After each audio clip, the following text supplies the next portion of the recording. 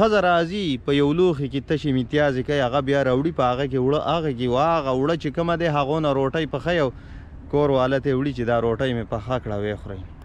پوره 8 کاله یو ښځې په اوړو کې د اوبو په ځای تشه او دسمات یې وکړو او په ټول کور باندې هماغه نه پخ شوې روټۍ وخوړې.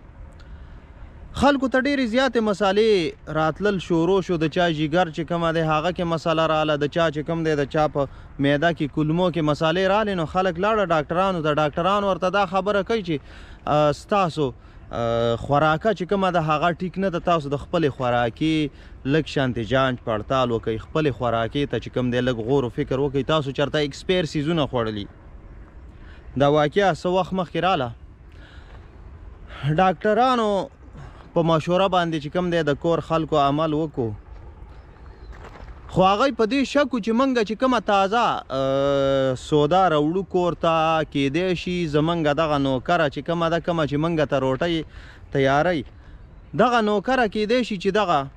زموږ دغه تازه خوراک وړي په بل چا باندې خرڅوي، ایکسپیر خوراک راوړي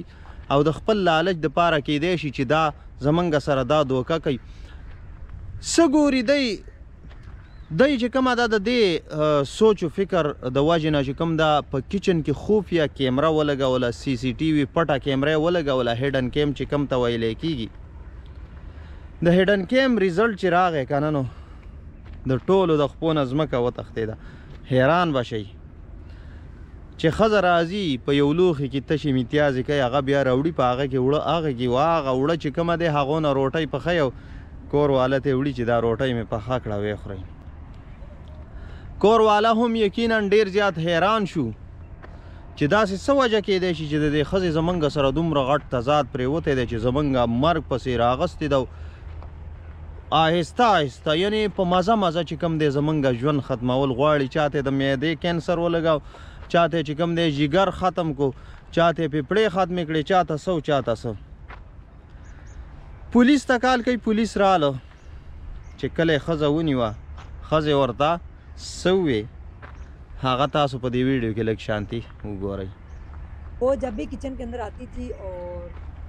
अपना यानी कि यूरन करती थी एक बर्तन के अंदर, और उसके बाद उसी यूरन से उसी पेशाब से आटा गूंथती थी और खाना बनाती थी। लीवर की प्रॉब्लम हुई है, पूरे घर के लोगों को पेट में दर्द हुआ है और वो चले गए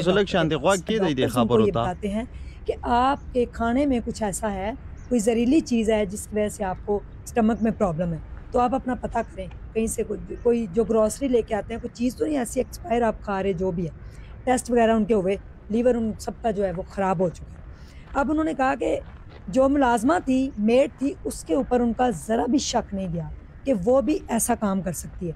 जब उन्होंने कहा कि अब कैसे पकड़ा जाए कि कहीं ये तो नहीं कि जो हम ग्रॉसरी लेके आते हैं वो किचन के अंदर रहती है, तो हमारी मुलाजमा जो है वो बाहर से कोई 2 नंबर या इस तरह की ग्रॉसरी जो है वो ला के इधर रख देती हो, तो ये लेके चली जाती होगा, कहीं चोरी तो नहीं कर रही। उनका ध्यान सिर्फ ये था कि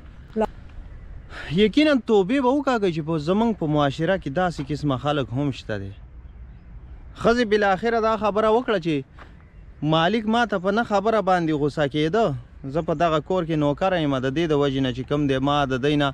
د بدلی اغستو د پاره داسې قسمه اقدام اوچت کو، داسې قسمه یو خطرناک قدم مې اوچت کو چې ټول عمر مې د رزق سره هم لوبې وکړي، یعنی ټول عمر مې په وړو کې میتیازې وکړي. رزق دی منګه خو ځمکې ته هم نه غورځو که چارې پرېوځي، نو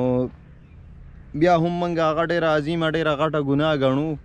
چې هلکه رزق پسې بیا ړندېږي او د رزق بې عزتي نه ده پکار، ولې په ځمکه پروت دی راوچتی به بیا یو ښځه راپاسي، هغې په ټول 8 کاله چې کوم دی مسلسل داسې قسمه یو کیل جوړ کو، داسې قسمه دوکې د خلکو سره وکړه چې ټولې خراب توراب کړه. نو کوم ملګري چې نوکران ساتي که نه، خبره درته کومه صفا صفای په غوږونو باندې واورئ. بهر ملکونو کې اکثر اډوانس خلک چې کوم دی د ځان دپاره په خپله پخلی هم کوي، یو ټیم یې مختص کړی وي دغه شانتې، او د ځان دپاره خپل چې کوم ضرورت وي هغه په خپله حل کوي، څه کار چې روزګار چې وي هغه په خپله کوي، سره د آفیسه سره د دومره غټې ډیوټۍ. نو لږ شانتې احتیاط وکئ. کم کسان چې نوکران ساتي که نه، چې اوبه درته راوړي بیادبي دې ډېره ماف په هغه کې درته لاړې هم تو کولی شي دغه شانتې نور قسم مردار خوراک در باندې کولی شي نو لږ شانتې هوښیار شئ لږ شانتې په ځان کې عقل راولئ په چا باندې هم اعتماد مه کوئ ویډیو ضرور د ملګرو سره شریکه کوئ چې څوک ترې څه نه څه فایده او عبرت حاصل کړي یقینا د ثواب خبره به وي